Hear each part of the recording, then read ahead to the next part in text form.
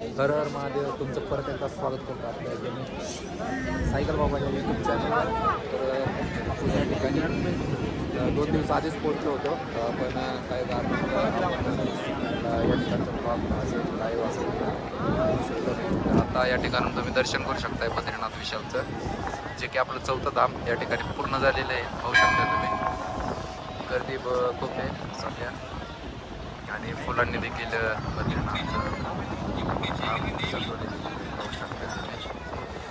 आसपास इकडं खाली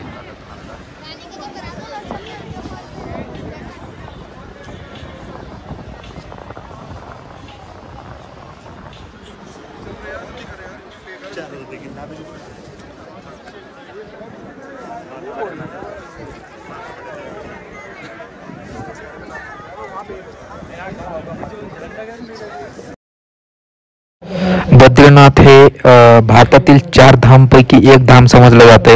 तसेच उत्तराखंडमधल्या 4 धामांपैकी एक धाम समजले जाते. हे मंदिर अलकनंदाच्या काठी आहे आणि तसेच या मंदिराची स्थापना आदि शंकराचार्य यांनी केली होती.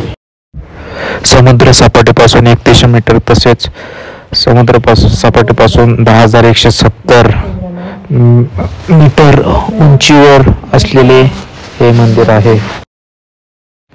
आज लगभग आपल्याला 209 दिवस पूर्ण झाले आणि आपले भारतातील 4 धाम तर उत्तराखंडमधले 4 धाम तसेच 12 ज्योतिर्लिंग पूर्ण झालेला आपला संकल्प पूर्ण झालेले, पण प्रवास हा आपला चालूच राहणार आहे. तर दर्शन एकदम छान प्रकारे या ठिकाणी झालेलं आहे आपलं. आता आपण आपलं पंचबद्री, भविष्यबद्री आणि अजून काय 2 बद्री असतील त्या ठिकाणी जर जमलं आणि जर बद्रीनाथची कृपा आपल्यावर असलं तर आपण त्या ठिकाणी देखील दर्शन करण्यासाठी जात आहे. या ठिकाणी आता आम्ही खाली प्रस्थान करत आहे आश्रमाकडे.